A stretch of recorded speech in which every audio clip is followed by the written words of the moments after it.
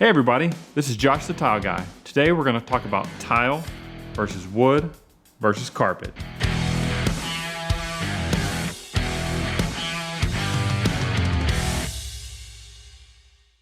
Alright, so maybe you just bought a new home, maybe you've been in your home for a while and you're ready to give it a facelift. So how do you choose the right flooring for you? Today we're going to talk about 4 different factors. We're going to talk about limitations, price, durability, and we're going to talk about timeless style. Okay, so where are you putting your flooring? Are you going to living rooms? Are you redoing your bathrooms, kitchen? That's important because each one of these tiles has limitations. You're not going to want to necessarily put carpet or wood into your wet areas like your bathrooms, laundry room, and kitchen. You're not going to want to put them in an area that's susceptible to water. You know, let's say washing machine overflows all over your carpet, all over your wood floors. You're likely going to have to be tearing those up. Same thing in the bathroom. Tub overflows or just general getting in and out of the shower. You're going to see the life expectancy of those go way down the more you interact with water. Tile, however, is a great choice for wet areas. It's extremely durable. Anything happens to it, you drop something on it, you spill something on it, you just wipe it up, go on about your day. Now let's talk about price. The old saying, you get what you pay for, is really true with each one of these. You can have cheap carpet, you can have expensive carpet. You can have cheap tile, you can have expensive tile. Same thing goes with wood flooring. Cheap wood, expensive wood. So figure out what your budget is and plan accordingly. One of the things to keep in mind with carpet, cheap carpet is going to wear down faster.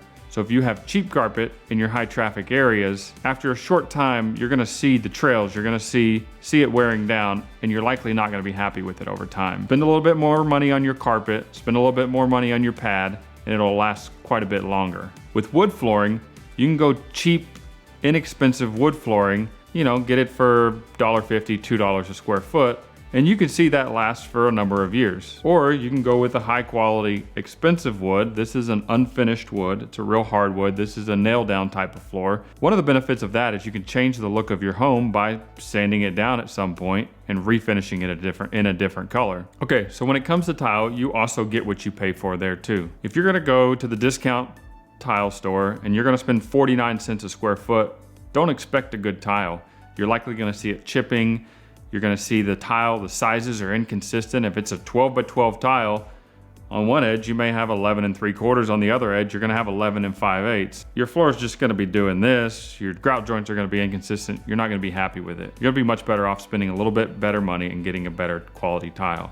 You can also go with a natural stone, which is a very, very nice look. Usually you're gonna spend a little bit more money. It's usually quite a bit thicker. It's pretty durable, but there are some limitations with natural stones that you need to take into account as far as staining and pitting, and overall maintenance is a little bit higher with a natural stone than it is with a porcelain or a ceramic tile. So here I have 2 different types of tile. Here I have a porcelain and a ceramic tile. So the porcelain is going to typically be a little bit more expensive, but it's also a little bit more durable. Ceramics are typically glazed. As you can see on the back, this is a red body ceramic tile that has this pattern printed on the top. One thing to keep in mind is if you do experience some sort of a chipping with a ceramic tile, you're gonna chip this tile and you'll see the red body behind it. With a porcelain tile, if this tile chips, it's pretty much the same color all the way through, so it'll be much less noticeable. Another thing to keep in mind with a ceramic tile is typically they're pressed. Now what that means, in the process of making it, all of the materials get mixed together. This gets printed on, and then it gets pressed together in this big giant press before it goes through the kiln and gets fired so that it's hard. Well, when it's pressed, you get these edges, and we call these cushioned edges, where it sticks out further at the bottom than it does the top. Now, what that means for you is as you're installing this, and if you want the look of a wood look tile, but without the maintenance of a wood floor, you have to keep in mind that you can't get quite as tight of a grout joint with a ceramic tile as you can a porcelain tile. So whereas most porcelain tiles are rectified, meaning this edge is straight because it gets cut right before it gets put in the box, you will have consistent grout joint sizing from the top to the bottom. Whereas with the ceramic edge, it has a rounded portion at the bottom because it's pressed and they don't go through that extra process of cutting it. So what that means is you'll actually have a little bit bigger grout joint finish look at the top than you do down at the bottom. So you can achieve a tighter grout joint with most porcelain tiles than you can ceramic tiles. But porcelain tiles are usually a little bit more expensive than your ceramic tiles for that reason. So again, one of the advantages of a natural stone and a porcelain tile, given that nice rectified, freshly cut edge, is you get that tighter look as opposed to the pressed ceramic tiles, which means you're gonna get that look like a real wood floor, but with all the advantages of a tile floor. All right, so let's talk about durability. Now, is this a home that you're remodeling to flip? Well, then durability may not be the most important thing to you. Is this a home you plan on being in for a really long time? Well, then you're probably gonna wanna take durability into account. So once you figure out what your budget is, next it's important to see what's gonna last the longest and what's gonna make you the happiest. So of the three, carpet has to be the least durable. It's gonna show more signs of wear from traffic. You spill something on it, it's more likely to stain. You got big dogs running across it, you're gonna get pulls in it. Carpet just isn't the most durable flooring out there. But one of the advantages of carpet is it's nice and warm and it's soft on your feet, and maybe that's what you want. So carpet could be a good option for you. Now, let's talk about wood flooring. Wood flooring has been around for a long, long time. One of the advantages, like we talked about with carpet, is this is nice and warm on your feet. So if you live in a cold climate up north, carpet and wood may be a better option for you than tile because you don't like walking around barefoot on a cold floor. And you get that radiant cold coming up from a tile floor if you're on a pier and beam style house. So wood and carpet could be the choice for you. If you got a lot of kids in your house, you got big dogs, keep in mind that wood scratches. So over time in your high traffic areas, coming through the living room, out the back door, through the kitchen, you'll start to see wear and tear on a wood floor that you won't see on a tile floor. So if you're okay with resanding and redoing your floors every, 5 to 7 years, then wood floor might be a good option for you. Now, when it comes to tile, there's really little debate that it is the most durable of these three types of flooring. It can stand up to water, it can stand up to traffic, it can stand up to people dropping things on it. It's really a great all-around flooring. So the style of home that you have and the climate you live in are gonna come into play here. If you live up north and you're in a pier and beam house, you may not want tile floors because in the winter, your floors are gonna be really cold unless you put some sort of a heat underlayment underneath them, which that can get kind of pricey, but it's also really nice. If you live in the south, tile floors are great because you spend a lot of time outside typically. So inside, outside, summertime, coming in with wet feet, dirt, all that sort of thing, tile can take a beating. It's great for that. So there are different levels of durability within tile that we've talked about a little bit. Natural stone is going to be less durable typically than your ceramic and your porcelain tiles. So one thing to keep in mind with a natural stone is typically it needs a sealer. Most of the time those sealers have a lifetime on them. So every so often you have to come back and you have to reseal them in order to maintain the look and keep the integrity of the stone so that it doesn't degrade.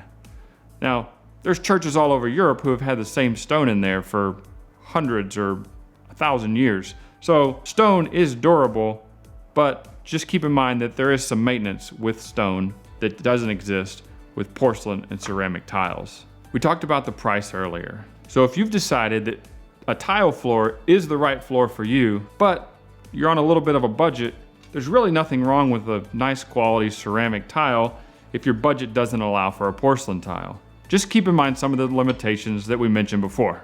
Finally, I want to talk about timelessness. And what I mean by timelessness is really style.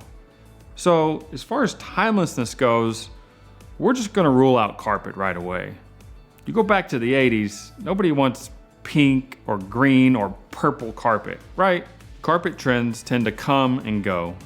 Now, if you want carpet, it's probably a good idea to go with a nice neutral color so that if you want to change the color of your walls or change out your decor later on down the road, you don't necessarily have to change out your carpet. As far as wood floors go, wood floors can be pretty timeless. Look at homes that are 100 years old. They still have the original hardwood floors and they look great. Now, trends still come and go, but for the most part, wood is a pretty timeless look and you can't go wrong as far as that's concerned if you follow some of the rules that we talked about earlier and try and stay away from wet areas with wood flooring. Now let's talk about tile. This one's a little bit more difficult because the spectrum of tile is just huge. You can go with a white tile, a black tile, a gray tile, a brown tile, a blue tile, a purple tile. The options are limitless. So you kind of have to pick something that may be right for you. And it may not necessarily be right for the next person, which, you may or may not care about, right?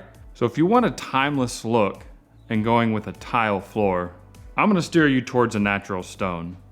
Marble, limestone, sometimes even slate, because those looks have been around for centuries. If you don't want the maintenance of a natural stone, but you wanna try and get that timeless look, we've already talked about wood has a timeless look. Now you could get tile, porcelain, and ceramic that look almost just like wood. Even as someone who's been around tile for a long, long time, sometimes I have to actually get down and feel the floor to tell whether it's wood or tile.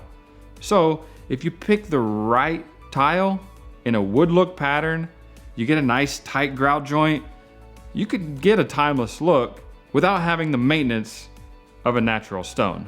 If you choose that route, keep in mind what we talked about before with the advantages of a ceramic versus a porcelain, and you might want to budget a little bit more to go with the porcelain if you want timeless and you want it down there for a long, long time. Thank you for watching this video. Hopefully now you can make a little bit better informed decision on which type of floor is right for you, tile, carpet, or wood. So in the end, if you decide that a wood plank tile floor is right for you and you're gonna do it yourself, you gotta do it right. You really need to use a tile leveling system. And the best tile leveling system on the market is from AccuFloor. And this video is sponsored by AccuFloor. AccuFloor was created by contractors, for contractors, and they know what you want in a tool because it's what they want in a tool. So head over to www.accufloor.com for some of the most innovative and quality tile tools on the market. And don't forget to use promo code JOSH to save 10%. And remember that all orders over $150 get free shipping. If you like this video, please like and subscribe down below and come back for the next one. Thank you.